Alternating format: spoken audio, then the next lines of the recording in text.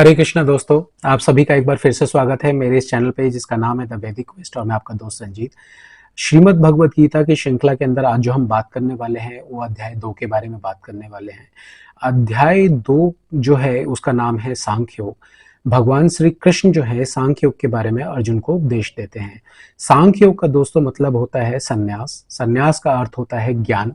इस अध्याय में भगवान श्री कृष्ण को आत्मज्ञान का ज्ञान देते हैं। भगवान श्री कृष्ण यहाँ असली ज्ञान देना शुरू करते हैं जो हमारे जीवन के लिए भी उतना ही उपयोगी है जितना कि अर्जुन के जीवन के लिए उपयोगी था। श्री कृष्ण बताते हैं कि एक योद्धा को कभी युद्ध से मुंह नहीं मोड़ता, वह उसको शोभा नहीं देता। यदि समस्या आपके सामने है तो समस्या को मन की कमजोरी मत दिखाओ, अर्थात दुर्बल महसूस मत करो और उस समस्या से लड़ते हुए आगे बढ़ो। जब आप समस्या का सामना करते हो तो कई बार ऐसा होता है कि परिस्थितियां आपके अनुकूल नहीं होती, तो उस समय हम बहुत ही कमजोर महसूस करने लगते हैं, जिसके चलते हम गलत को भी सही समझकर अपना लेते हैं और अधर्म की ओर बढ़ने लगते हैं। श्री कृष्ण कहते हैं यह नपुंसकता को बढ़ावा देने वाला कर्म होता है। अर्जुन एक श्रेष्ठ योद्धा थे, उनको निद्रा पर विजय प्राप्त थी और कहा जाता है जो निद्रा पर विजय प्राप्त कर लेता है उससे श्रेष्ठ दुनिया में कोई नहीं होता। लेकिन ऐसा श्रेष्ठ व्यक्ति जब डर जाता है तो भगवान की शरणागत में जाता है तो भगवान उसकी सहायता जरूर करते हैं, जैसे कि उन्होंने अर्जुन की थी। श्री कृष्ण को हमने कई लीलाओं में सुना होगा कि वो दुखी को देखकर हमेशा मुस्कुराते हैं और आप सोचते होंगे इसका कारण क्या है। इसका कारण यही है कि वो त्रिकालदर्शी हैं, वो आने वाले हर पल को, हर क्षण को जानते हैं और इसमें वह हमें यही सिखाते हैं कि जिस क्षण में हम, अर्थात वर्तमान में, हमें उस वर्तमान के पल को जीना चाहिए, क्योंकि बुद्धिमान व्यक्ति जो होता है वो बीते हुए कल का शोक नहीं करता, आने वाले कल का विषाद नहीं करता, कल की चिंता नहीं करता, वो आज में अपने जीवन को व्यतीत करता है। श्री कृष्ण सांख्य योग में बताते हैं कि हम काल चक्र में फंसे हैं, हम आते हैं और जाते हैं, हम कल भी थे और आगे भी होंगे, यह जीवन का खेल निरंतर चलता रहेगा। भगवान कहते हैं कि यह बदलाव प्रकृति का नियम होता है, लेकिन हमारी आत्मा कभी नहीं बदलती। आज इस शरीर में तो कल केवल दूसरे शरीर में होगी, यह अविनाशी होती है। भगवान श्री कृष्ण अर्जुन से और भी कहते हैं, हे कुंती पुत्र, जीवन के बदलाव को मनुष्य को सहन करना पड़ता है और उसे करना भी चाहिए, क्योंकि यही नियम है। प्रकृति के नियम के अनुसार हमें 3 गुणों यानी 3 तापों, दैविक, दैहिक और भौतिक ताप को हमें सहन करना पड़ता है। जब तक हम इस शरीर में हैं तब तक हम इस ताप को सहन करना पड़ेगा और इसी के साथ हमें आगे बढ़ना होगा। लेकिन भगवान यहाँ यह भी समझाते हैं कि जो ज्ञानी होते हैं वह किसी बात का विषाद नहीं करते, दुख प्रकट नहीं करते और न रोते हैं और न बहुत ज्यादा उत्तेजित होते हैं, क्योंकि वे जानते हैं कि यह भाव एक सा नहीं रहता है, अर्थात समय बदलता है। कुछ बुरे के बाद अच्छा होता है, कुछ अच्छे के बाद बुरा भी हो सकता है। यही प्रकृति की सच्चाई होती है। श्री कृष्ण कहते हैं कि नित्य वही है जो सत्य है और सत्य वही है जो हमारे भीतर है, अर्थात यहाँ श्री कृष्ण भगवान जो है हमारी आत्मा के बारे में बात कर रहे हैं। भगवान यहाँ अर्जुन को प्रेरित करते हैं कि अधर्म के विरुद्ध तू अर्जुन तू युद्ध कर, क्योंकि तू सिर्फ शरीर का अंत करेगा, आत्मा तो अमर है, इसका अंत करना तो संभव ही नहीं है। और जो ये सोचता है कि मैं आत्मा का नाश कर दूंगा, उससे बड़ा मूर्ख कोई हो ही नहीं सकता, क्योंकि आत्मा शरीर आज इस शरीर को छोड़ के कल दूसरे शरीर को प्राप्त होगी। भगवान श्री कृष्ण कहते हैं कि व्यक्ति इस धरती पर, अर्थात इस दुखालय, यानी भगवान कृष्ण ने इस धरती को दुखालय कहा है, उन्होंने इस मृत्युलोक को दुखालय कहा है। दुखालय पर सिर्फ अपने सुखों की प्राप्ति के लिए कर्म करते हैं और ऐसे कर्म अधर्म की ओर बढ़ावा देते हैं। लेकिन जो ज्ञानी व्यक्ति होता है वह अपनी आत्मा के लिए कर्म करता है। ऐसे कर्म ही आत्मा को संतुष्ट करते हैं और मोक्ष की ओर ले जाते हैं। श्री कृष्ण कहते हैं भौतिक सुखों में फंसना आत्मा को मुक्त करने से रोकता है। भगवान आत्मा का ज्ञान इसीलिए दे रहे हैं क्योंकि वह कहना चाह रहे हैं कि शोक करने से जीवन का कोई अर्थ नहीं है, अर्थात जीवन में कई बार ऐसी परिस्थिति होती है जहां पे हमें शोक करते हैं जो अस्थाई भौतिक सुख और दुख से मिलता है। जीवन का परम सत्य आत्मज्ञान से ही होता है। इस जीवन में हमें आत्मज्ञान को समझने में लगाना चाहिए, तभी हम अपनी फाइनल डेस्टिनेशन को प्राप्त कर सकते हैं। कुछ लोग ऐसे भी होते हैं जो ज्ञानी होते हुए भी लेकिन सही और गलत का चयन नहीं कर पाते, जैसे कि महाभारत में भीष्म पितामह है। इसी प्रकार इस जीवन में ऐसे कई लोग होते हैं जो ज्ञान समझते हैं और कुछ लोग सुनकर ज्ञान को जानते हैं, लेकिन वह कुछ ही पल बाद भोग विलास में लगकर ज्ञान को भूल जाते हैं। भगवान कहते हैं अगर तू इस युद्ध से भागेगा तो लोग तुझे अपमानित करेंगे, और अगर युद्ध करेगा चाहे जो भी इसका परिणाम, उससे सम्मान प्राप्त करेगा। इसका अर्थ ये हुआ दोस्तों कि हमें अपनी जिम्मेदारी से नहीं भागना चाहिए, अपने परेशानी का डटकर सामना करना चाहिए। परेशानी से भागना जीवन को नर्क की ओर ले जाने वाला कर्म होता है, क्योंकि आपके निंदा करने वाले इसी ताक में रहते हैं कि आपको नीचा दिखाया जाए। इसीलिए हमें पूरी जी जान से अपनी समस्या से लड़ना चाहिए, क्योंकि चुनौतियों का सामना करने से हमें अनुभव प्राप्त करते हैं। अर्थात अगर आप हार भी जाओ तो हमें अनुभव की प्राप्ति होगी। भगवान हमें ये ज्ञान योग देते हैं और इसी के साथ कर्म का महत्व भी बतलाते हैं। श्री कृष्ण कहते हैं जो कर्म भोगों की प्राप्ति और स्वर्ग की प्राप्ति के लिए किए जाते हैं जो कर्म, ऐसे लोगों को ढोंगी कहा जाता है, क्योंकि वह दुख और ऐश्वर्य से परे कुछ नहीं देखते। भगवान स्पष्ट रूप से समझाना चाहते हैं कि हमें अपने कर्म को स्थिर मानसिकता के साथ करते रहना चाहिए। हमें लाभों की आसक्ति में नहीं रखनी चाहिए। अपनी कामनाओं को त्याग देना चाहिए, क्योंकि कामनाएं लालच को बढ़ा देती हैं और मोक्ष से दूर करती हैं। इसीलिए मन को एकाग्र करके हमें आगे बढ़ना चाहिए। इसीलिए हमें भोग की वस्तुएं त्याग देनी चाहिए। त्यागने का अर्थ यहाँ पे दोस्तों ये नहीं है, त्यागने का अर्थ है यहाँ की उसका विचार अपने मन से निकाल देना। तभी हम इंद्रियों को वश में कर पाएंगे। यही एक ज्ञानी पुरुष की पहचान होती है, क्योंकि जो सिर्फ अपनी इंद्रियों की तृप्ति के बारे में सोचता है, ऐसा व्यक्ति अधिक सोचने के कारण अपनी स्मरण शक्ति का नाश कर देता है और भोग में डूबकर बर्बाद हो जाता है, और उसके अंदर अहंकार भी बढ़ता है। भगवान कहते हैं हमें इंद्रियों से बाहर निकलकर आगे बढ़ना चाहिए, अपने लक्ष्य को पूर्ण करना चाहिए और एकाग्र चित्र होकर भगवान का नाम लेकर आगे बढ़ते रहना चाहिए और अपने लक्ष्य की प्राप्ति करनी चाहिए। यही हमारे जीवन का उच्चतम स्तर होता है। तो दोस्तों ये सांख्य योग के अंदर बताई गई सारी बातें हैं, तो जिसके अंदर भगवान कृष्ण जो हैं अर्जुन को ये ज्ञान देते हैं। तो अब हम डिटेल में श्लोक वाइज जो है एक एक पैरे को हम समझेंगे कि कहाँ पे भगवान ने जो क्या क्या बताया है। ये जो था ये मैंने आपको एक ब्रीफ इंट्रोडक्शन दिया है सांख्य योग के बारे में। अब हम इसके बारे में डिटेल में चैप्टर में पढ़ेंगे। आपसे अनुरोध है कि वीडियो को पूरा देखिए, लाइक कीजिए, सब्सक्राइब कीजिए और आगे अपने दोस्तों के साथ शेयर कीजिए। तो आइए हम अध्याय के बारे में बात करते हैं। तो दोस्तों जो सांख्य योग है अध्याय 2, उसके अंदर अब संजय कहते हैं, इस प्रकार कहते हैं कि इस प्रकार करुणा से व्याप्त और आंसुओं से पूर्ण और व्याकुल नेत्रों वाले शोक युक्त उस अर्जुन ने भगवान मधुसूदन से ये वचन कहे। और श्री भगवान बोलते हैं अब, हे अर्जुन, तूने इस समय में भी यह मोह कैसे उत्पन्न हो गया? क्योंकि ना तो यह श्रेष्ठ पुरुषों द्वारा आचरित है, न स्वर्ग को देने वाला है और न कीर्ति को करने वाला ही है।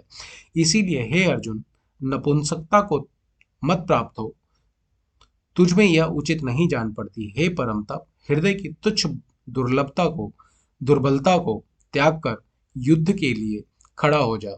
अर्जुन कहते हैं, हे मधुसूदन, मैं रणभूमि में किस प्रकार बाणों से भीष्म पितामह और द्रोणाचार्य के विरुद्ध युद्ध करूंगा, क्योंकि हे मधुसूदन, वे ही दोनों ही पूजनीय है मेरे लिए। इसीलिए इन महानुभाव गुरुजनों को न मारकर इस लोक में भिक्षा अन्न खाना कल्याणकारक समझता हूँ, क्योंकि गुरुजनों को मारकर भी इस लोक में रुधिर से सने हुए अर्थ और काम रूप भोगों को तो नहीं भोगूंगा। हम यह भी जानते हैं कि हमारे लिए युद्ध करना न करना इन दोनों में से कौन सा श्रेष्ठ है, अथवा यह भी जानते हैं नहीं जानते कि इनमें हम जीतेंगे या वो हमको जीतेंगे। जिनको मारकर हम जीना भी चाहते हैं वो हमारे लिए आत्मीय धृतराष्ट्र के पुत्र हमारे मुकाबले में खड़े हैं।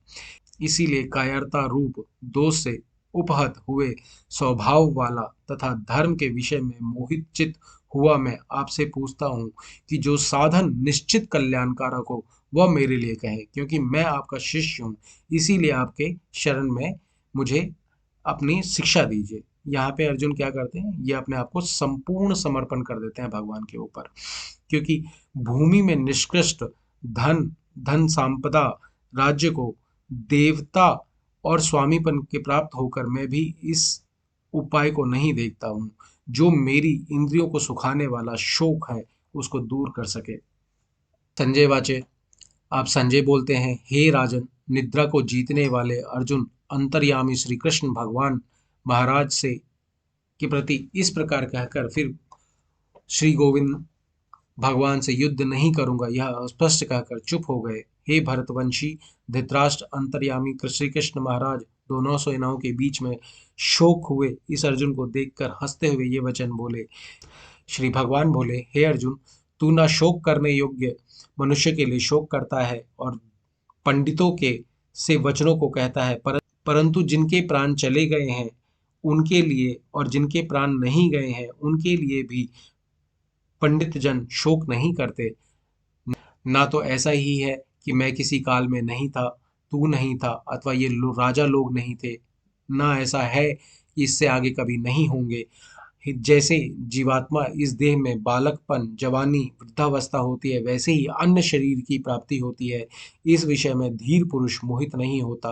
हे कुंती पुत्र, सर्दी, गर्मी, सुख, दुख को देने वाले इंद्रियां और विषयों को संयोग से उत्पत्ति विनाशशील और अनित्य है। इसीलिए हे भारत, उनको तू सहन कर, क्योंकि हे पुरुष श्रेष्ठ, दुख सुख को समान समझने वाले जिस धीर पुरुष को इंद्रिय और विषय से संयोग व्याकुल नहीं करते वह मोक्ष के योग्य होता है। असत वस्तु की तो सत्ता ही नहीं और सत का अभाव नहीं। इस प्रकार इन दोनों ही तत्वज्ञानी पुरुषों द्वारा देखा गया है। नाश रहित तो तू उनको जान जिनसे ये संपूर्ण जगत दृश्य वर्ग व्याप्त है। इस अविनाशी का विनाश करने में कोई भी समर्थ नहीं है। इस नाश रहित अप्रिय नित्य स्वरूप जीवात्मा से सब शरीर नाशवान कहे गए हैं। इसीलिए हे भरतवंशी अर्जुन, तू युद्ध कर। जो इस आत्मा को मरने वाला समझता है वो उसको मरा हुआ मानता है, वे दोनों ही नहीं जानते, क्योंकि आत्मा वास्तव में न तो किसी को मारता है, न किसी के द्वारा मारा जाता है। यह आत्मा किसी काल में भी न जन्मता है, न मरता है, तथा न उत्पन्न होकर फिर होने वाला ही है, क्योंकि यह अजन्मा, नित्य, सनातन और पुरातन है। शरीर के मारे जाने पर भी यह नहीं मारा जाता है। हे प्रथापित अर्जुन, तू जो पुरुष इस आत्मा को नाश रहित, नित्य, अजन्मा, अव्यव्य जानता है, वह पुरुष कैसे किसी को मरवाता है और कैसे किसी को मारता है। जैसे मनुष्य पुराने वस्त्र को त्याग कर दूसरे नए वस्त्र को धारण करता है, वैसे ही जीवात्मा पुराने शरीर को त्याग कर दूसरे नए शरीर को प्राप्त होता है। इस आत्मा को शस्त्र नहीं काट सकते, इसको आग नहीं जला सकती, इसको जल नहीं गला सकता और ना ही वायु इसको सुखा सकता है, क्योंकि यह आत्मा अछद्य है। यह आत्मा अदा है, अलिख्य है, निसंदेह अशोच्य है, तथा यह आत्मा नित्य, सर्वव्यापी, अचल, स्थिर रहने वाला और सनातन है। यह आत्मा अव्यक्त है, यह आत्मा अनित्य है, यह आत्मा विकार रहित कहा जाता है। इससे इससे हे अर्जुन, इस आत्मा को उपयुक्त प्रकार से जानकर तू शोक करने करने को योग्य नहीं है, अर्थात तूने शोक करना उचित नहीं है। किंतु यदि तू इस आत्मा को सदा जन्मने वाला तथा सदा मरने वाला मानता है, तो भी महाबाहो, तू इस प्रकार शोक करने के योग्य नहीं है, क्योंकि इस मान्यता के अनुसार जन्मे हुए की मृत्यु निश्चित है और मरे हुए का जन्म निश्चित है। इससे भी इस बिना उपाय वाले विषय में तू शोक करने योग्य नहीं है। हे अर्जुन, संपूर्ण प्राणी जन्म से परे अप्रकट थे और मरने के बाद भी अप्रकट हो जाएंगे, केवल बीच में प्रकट हैं। फिर ऐसी स्थिति में क्या शोक करना। कोई एक महापुरुष ही इस आत्मा को आश्चर्य की भांति से देखता है और कोई महापुरुष इसे तत्व का आश्चर्य की भांति से वर्णन करता है, तथा कोई अधिकारी पुरुष ही इसे आश्चर्य की भांति सुनता है और कोई कोई तो इसे सुनकर भी नहीं जानता। हे अर्जुन, यह आत्मा सबके शरीर में सदा ही विराजमान है। इस कारण संपूर्ण प्राणियों के लिए तू शोक करने योग्य नहीं है, तथा अपने धर्म को देखकर भी तू भय करने योग्य नहीं है, अर्थात तूने भय नहीं करना चाहिए, क्योंकि क्षत्रिय के लिए धर्म युक्त युद्ध से बढ़कर दूसरा कोई कल्याणकारी कर्तव्य नहीं है। हे पार्थ, अपने आप प्राप्त हुए और खुले हुए स्वर्ग के द्वार रूप इस प्रकार के युद्ध को भाग्यवान क्षत्रिय लोग ही पाते हैं। किंतु यदि तू इस धर्म युक्त युद्ध को नहीं करेगा तो स्वधर्म और कीर्ति को खोकर पाप को प्राप्त होगा, तथा सब लोग तेरी बहुत काल तक रहने वाली अपकीर्ति का भी कथन करेंगे और माननीय पुरुषों के लिए अपकीर्ति मरण से भी बढ़कर होती है। और जिसकी दृष्टि में तू पहले बहुत सम्मानित होकर अब लघुता को प्राप्त होगा। हे महारथी, लोग तुझे भय के कारण युद्ध से हटा हुआ मानेंगे। तेरे वैरी लोग तेरे सामर्थ्य की निंदा करते हुए तुझे बहुत से न कहने योग्य वचन भी कहेंगे। इससे अधिक दुख क्या होगा? क्या या तो तू युद्ध में मारा जाकर स्वर्ग को प्राप्त होगा अथवा संग्राम में जीत कर पृथ्वी का राज्य भोगेगा। इस कारण हे अर्जुन, तू युद्ध के लिए निश्चय करके खड़ा हो जा।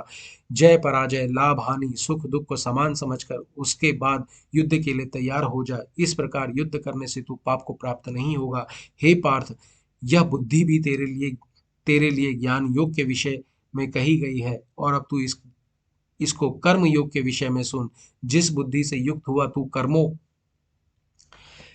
के बंधन को भली भांति त्याग देगा, अर्थात सर्वथा नष्ट कर डालेगा। इस कर्म योग में आरंभ का अर्थात बीज का नाश नहीं है और उल्टा फल रूप दोष भी नहीं है, बल्कि इस कर्म योग रूप धर्म का थोड़ा सा भी साधन जन्म मृत्यु रूप महान भय से रक्षा करता है। हे अर्जुन, इस कर्म योग में निश्चयात्मक बुद्धि एक ही होती है, किंतु अस्थिर विचार वाले विवेकहीन सकाम मनुष्यों की बुद्धियां निश्चय ही बहुत भेदों वाली अनंत होती है। हे अर्जुन, जो भोगों में तन्मय हो रहे हैं, जो कर्म फल के प्रशंसक वेद वाक्यों में ही प्रीति रखते हैं, जिनकी बुद्धि में स्वर्ग ही परम सुख है वस्तु है और जो स्वर्ग से बढ़कर दूसरी वस्तु नहीं जानते, ऐसा कहने वाले हैं, वे अविवेकी जन हैं। इस प्रकार जिस पुष्पित अर्थात दिखाऊं शोभा युक्त वाणी को कहा करते हैं, जो कि जन्म रूप कर्म फल देने वाली एवं भोग्य ऐश्वर्य की प्राप्ति के लिए नाना प्रकार की बहुत सी क्रियाओं का वर्णन करने वाली है, उस वाणी द्वारा जिनका चित्त हर लिया गया है, जो भोग एवं ऐश्वर्य के अनंत आसक्त हैं, उन पुरुषों की परमात्मा में निश्चयात्मक बुद्धि नहीं होती। हे अर्जुन, वेद उपयुक्त प्रकार से तीनों गुणों से कार्य रूप समस्त भोगों एवं साधनों का प्रतिपादित करने वाला है। इसीलिए तू उन भोगों एवं उनके साधनों का आसक्तिहीन हर्ष शोकादि द्वंद्वों से रहित होकर नित्य वस्तु परमात्मा में स्थित योग क्षेम को न चाहने वाला और स्वाधीन अंतःकरण वाला हो। सब ओर से परिपूर्ण जलाशय से प्राप्त हो जाने पर छोटे जलाशय में मनुष्य का जितना प्रयोजन रहता है, ब्रह्मा को तत्व से जानने वाला ब्रह्मा का समस्त वेदों में उतना ही प्रयोजन रह जाता है। तेरा कर्म करने के अधिकार है, इसमें फलों का नहीं है। इसीलिए तू कर्मों के फल का मत सोच और तेरा कर्म करने में अधिकार है, उसके फलों में नहीं। इसीलिए तू कर्मों के फल का हेतु मत हो तथा तेरी कर्म न करने की आसक्ति न हो। हे धनंजय, तू आसक्ति को त्याग कर तथा सिद्धि और असिद्धि में समान बुद्धि वाला होकर योग स्थित कर्तव्यों को कर। समत्व ही योग कहलाता है। इस समरूप बुद्धि योग से सकाम कर्म अत्यंत ही निम्न श्रेणी का है। इसीलिए हे धनंजय, तू समबुद्धि ही रक्षा का उपाय ढूंढ, अर्थात बुद्धि योग ही आश्रय ग्रहण कर, क्योंकि फल के हेतु बनने वाला अत्यंत दीन है। समबुद्धि युक्त पुरुष पुण्य एवं पापों को इसी लोक में त्याग देता है, अर्थात इनसे मुक्त हो जाता है। इसे तू समत्व रूप योग में लग जा। यह समत्व रूप योग ही कर्मों में कुशलता है, अर्थात कर्म बंधन से छूटने का उपाय है, क्योंकि सम बुद्धि से युक्त ज्ञानी जन कर्मों से उत्पन्न होने वाले फलों का त्याग करके जन्म रूपी बंधन से मुक्त होकर निर्विकार परम पद को प्राप्त हो जाते हैं। जिस काल में तेरी बुद्धि मोह रूपी दलदल को भली भांति पार कर जाएगी, उस समय तू सुनने में आने वाले इस लोक परम लोक संबंधी सभी भोगों को वैराग्य को प्राप्त हो जाएगा। भली भांति भांति के वचनों को सुनने से विचलित हुए तेरी बुद्धि जब परमात्मा में अचल और स्थिर ठहर जाएगी, तब तू योग को प्राप्त हो जाएगा, अर्थात तेरा परमात्मा से नित्य संयोग होगा। फिर अर्जुन बोले, हे केशव, समाधि में स्थित परमात्मा को प्राप्त हुए स्थिर बुद्धि वाले पुरुष का क्या लक्षण है? वह स्थिर बुद्धि पुरुष कैसे बोलता है, कैसे बैठता है और कैसे चलता है? तो दोस्तों, मैं आपको यहाँ पे थोड़ा सा बता दूं, भगवान यहाँ पे कर्म योग के बारे में बात कर रहे हैं, जहाँ पे वो कहते हैं कि इंसान को अपने कर्म के फल को त्याग कर नित्य कर्म योगी बनना चाहिए। कर्म योगी से मतलब होता है जब आप नैतिक कर्म तो करते ही करते हैं, आप डेली उठते हैं, अपने लिए जो दैनिक कार्य होते हैं वो सारे करते हैं, वो सारे कर्म कहलाते हैं। कर्म योग क्या है फिर? कर्म और कर्म योग में फर्क है दोस्तों। जो चीज अपने लिए, अपनी इच्छा की पूर्ति के लिए किया जाता है वो कर्म होता है। जब आप कर्म दूसरों की यानी समाज के कल्याण की भावना से जब कोई कर्म करते हैं तो वो कर्म योग कहलाता है। और जब वो योग आपका नित्य होता है, यानी जब आप उसको बार बार करते हैं, दोहराते हैं, आपका वो एक दैनिक कर्म बन जाता है जो दूसरों की भलाई के लिए होता है, उसको कर्म योग कहा जाता है।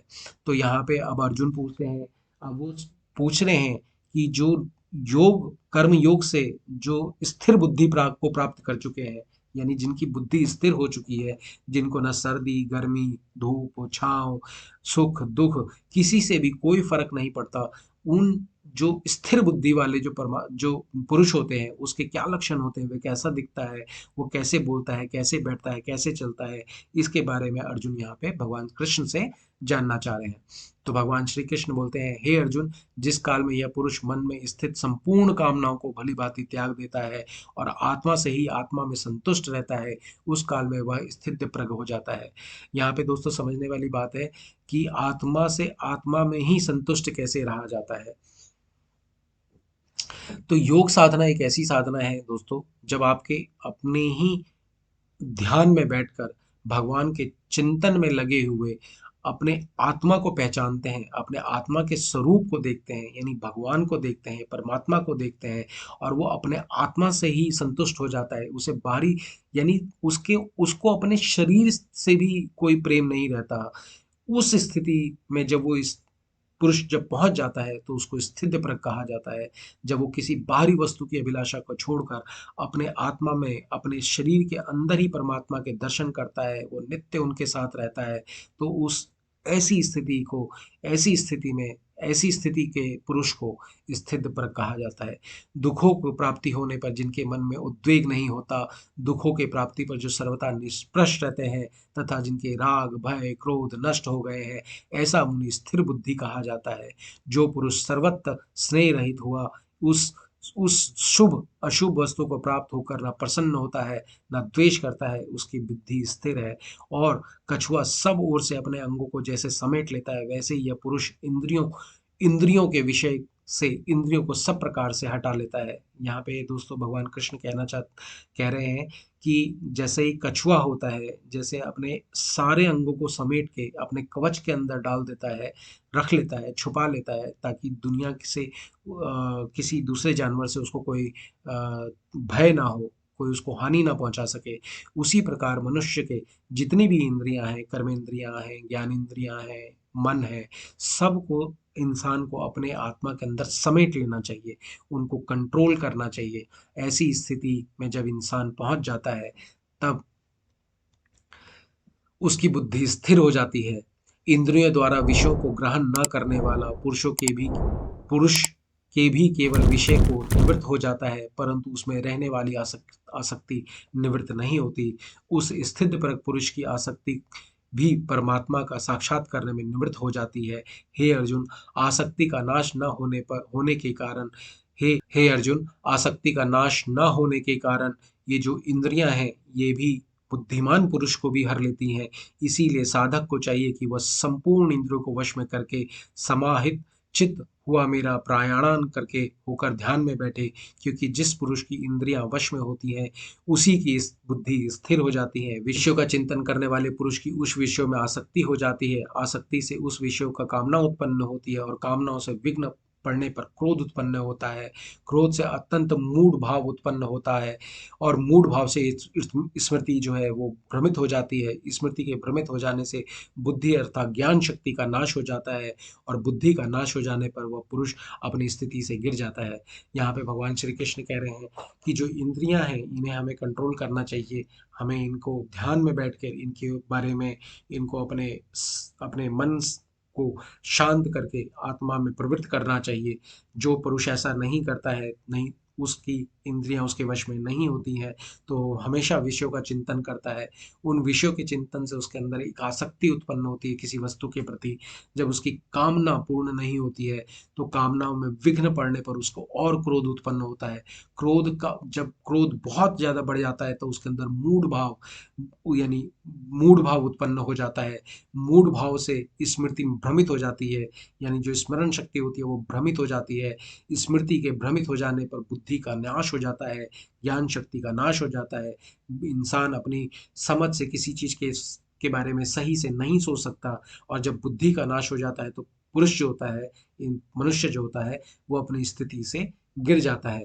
परंतु अपने अधीन किए हुए अंतःकरण वाला साधक अपने वश में की हुई राग द्वेष से रहित इंद्रियों द्वारा विषय में विचरण विचरण करता हुआ अंतःकरण की प्रसन्नता को प्राप्त होता है। और जो इंद्रियों को अपने वश में कर कर जो अंतःकरण की क्रियाओं को प्राप्त करता है वो प्रसन्नता को प्राप्त करता है। अंत अंतःकरण की प्रसन्नता होने पर इसके संपूर्ण दुखों का अभाव हो जाता है और प्रसन्न चित्त वाले कर्म योगी की बुद्धि शीघ्र ही सब ओरों से हटकर एक परमात्मा ही भली भांति में स्थिर हो जाती है। न जीते हुए मन और इंद्रियों वाले पुरुष में निश्चयात्मिक बुद्धि नहीं होती और न वो आयुक्त मनुष्य अंतःकरण में भावना भी नहीं होती तथा भावहीन मनुष्य को शांति नहीं मिलती और शांति रहित मनुष्य को सुख कैसे मिल सकता है। तो भगवान यहाँ पे कृष्ण कहते हैं कि जिस इंसान के अंदर भावना नहीं होती है उसको कभी भी शांति नहीं मिल सकती। जिसके अंदर भावना होगी वही शांति को प्राप्त कर सकता है, क्योंकि भावना ही हमें हर चीज का बोध भी कराती है। क्योंकि जैसे जल में चलने वाले नाव को वायु हर लेती है, वैसे ही विषयों में विचरण करते हुए इंद्रियों मन जिस इंद्रियों के साथ रहता है उसी वह एक ही इंद्रिय इस अयुक्त पुरुष की बुद्धि को हर लेती है। इसीलिए हे महाभावो, जिस पुरुष की इंद्रियों के विषय में सब प्रकार से निग्रह की हुई है उसकी बुद्धि स्थिर है। संपूर्ण प्राणियों के लिए जो रात्रि के समान है वह नित्य ज्ञान स्वरूप परमानंद की प्राप्ति में स्थित प्रग हो योगी हो जाता है। और जिस नाशवान सांसारिक सुख की प्राप्ति में सब प्राणी जागते हैं, परमात्मा के तत्व को जानने वाले मनु के लिए वह रात्रि के समान है। जैसे नाना नदियों में जल सब ओर से परिपूर्ण है, अचल प्रतिष्ठा वाले समुद्र में इनको विचलित न करते हुए समा जाते हैं, वैसे ही सब ओर से जिस स्थित पुरुष में किसी प्रकार का विकार उत्पन्न किए बिना ही समा जाते हैं वही पुरुष परम शांति को प्राप्त होता है, भोगों को चाहने वाला नहीं।